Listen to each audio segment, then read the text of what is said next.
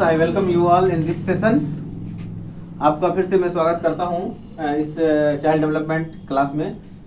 Question number 1 है कि बुद्धि लब्धि मापन के जन्मदाता कौन है। यानी बुद्धि लब्धि IQ को मेजर करने वाले पहले कौन से ऐसे मनोवैज्ञानिक थे जिन्होंने इस पे थ्योरी दिया। तो IQ को मेजर करने के लिए इसमें से जो ऑप्शन दिया गया, स्टर्न ने, बिने ने, टर्मन ने, इनमें से कोई नहीं। तो टर्मन और बिने, इनका भी तो संबंध है, लेकिन इन्होंने बुद्धि लब्धि के बारे में कहा, बल्कि उसके मेजरमेंट के बारे में किसने कहा ये जानिए कि इसको नापने के लिए, इसको किसने मापने के लिए जो तरीका बताया।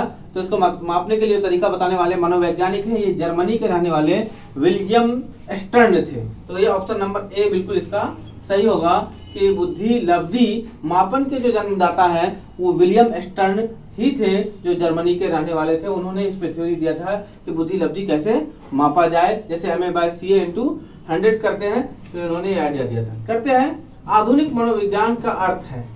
यानी क्वेश्चन नंबर 2 में देखते हैं तो आधुनिक मनोविज्ञान का क्या अर्थ है। यानी जो मॉडर्न साइकोलॉजी है इसका क्या मतलब होता है, क्या मीनिंग आता है।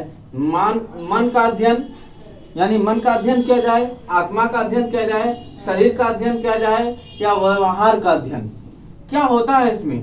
यानी आधुनिक मनोविज्ञान के अनुसार, यानी according to the modern psychology क्या होता है, यानी इसका मतलब क्या होता है। यानी मॉडर्न साइकोलॉजी में किस चीज के बारे में स्टडी किया जाता है, जानकारी हासिल की जाती है। मन का अध्ययन किया जाता है, आत्मा का किया जाता है। पहले मनोविज्ञान का मतलब मन का अध्ययन था, उसके बाद बीच में लोगों ने कहा कि नहीं ये आत्मा का अध्ययन है। फिर लोगों ने इस पे अलग अलग फिलोसफर ने अपनी अपनी आइडिया दिया। तो सबसे अंतिम में अभी जो मॉडर्न एरा में जो बात चल रही है कि व्यवहार का अध्ययन है। क्या है ये, यानी ऑप्शन नंबर डी राइट है। ऑप्शन नंबर डी क्या है, राइट है। आपको सारे ऑप्शन मिलेंगे, इनमें से आपको जो मॉडर्न मतलब आधुनिक मनोविज्ञान है उसका क्या अर्थ होता है वो आपको ठीक करना है। तो यह होगा व्यवहार का अध्ययन। मनोविज्ञान शिक्षा का आधारभूत विज्ञान है, यह किसने कहा। मनोविज्ञान शिक्षा का आधारभूत विज्ञान है, ये कौन से ऐसे मनोवैज्ञानिक ने कहा। BN झा ने क्या कहा, स्किनर ने कहा, या ऑप्शन नंबर सी डेविस ने कहा, या वुडवर्थ ने कहा। किसने कहा था कि मनोविज्ञान शिक्षा का आधारभूत विज्ञान है, कौन से मनोवैज्ञानिक ने कहा। तो आपको ये सारे ऑप्शन मिलेंगे, बिल्कुल इसमें बताइए कौन सा ऑप्शन सही है। तो इसका ऑप्शन नंबर बी बिल्कुल राइट है कि स्किनर ने कहा था कि मनोविज्ञान शिक्षा का आधारभूत विज्ञान है। यह किसने, ये स्किनर के द्वारा यह कथन कहा गया था। चलिए आगे देखते हैं अगला क्वेश्चन। चलिए आइए डिस्कस करते हैं क्वेश्चन नंबर 4। एलेक्सिया क्या है, एलेक्सिया का संबंध किससे है, ये किस तरह की बीमारी है। पढ़ने की अक्षमता, यानी अगर कोई बच्चा एलेक्सिया से प्रभावित है तो क्या पढ़ने में उसको दुश्वारी होगी, या सीखने की अक्षमता को एलेक्सिया कहा जाता है, लिखने की अक्षमता को एलेक्सिया कहा जाता है, सुनने की अक्षमता को एलेक्सिया कहा जाता है। तो एलेक्सिया का संबंध जो है वो सीखने की अक्षमता से, किससे है। ऑप्शन नंबर बी बिल्कुल राइट है।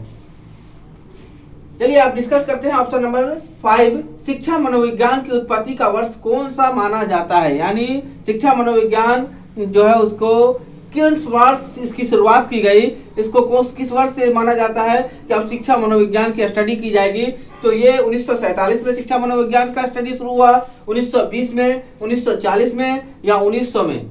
तो ये आपको चारों ऑप्शन रहेंगे, तो राइट ऑप्शन आपको सोचना है। तो इसका राइट ऑप्शन है सन 1920 में शिक्षा मनोविज्ञान की उत्पत्ति का वर्ष माना जाता है। यानी ऑप्शन नंबर बी बिल्कुल राइट है। यहाँ भी ऑप्शन नंबर बी, वहां भी ऑप्शन नंबर बी। यानी शिक्षा मनोविज्ञान की उत्पत्ति का जो वर्ष है वो सन 1920 है। डिस्कस करते हैं नेक्स्ट क्वेश्चन को, यानी क्वेश्चन नंबर 6 पे। पियाजे की औपचारिक संक्रियात्मक व्यवस्था बालक की किस आयु अवधि तक माना जाता है। यानी पियाजे के अनुसार औपचारिक संक्रियात्मक जो अवस्था है वो किस उम्र तक माना जाता है ना। औपचारिक संक्रियात्मक अवस्था तो ये माना जाता है 0 से 2 वर्ष, 2 से 7 वर्ष, 7 से 11 वर्ष, और 11 से 15 वर्ष। किस आयु वर्ग के बच्चों के लिए पियाजे के औपचारिक संक्रियात्मक अवस्था को माना जाता है। तो औपचारिक संक्रियात्मक अवस्था ऑप्शन नंबर सी 7 से 11 वर्ष के जो बालक होते हैं ये औपचारिक संक्रियात्मक अवस्था में पाए जाते हैं। ये ऑप्शन नंबर सी बिल्कुल सही है।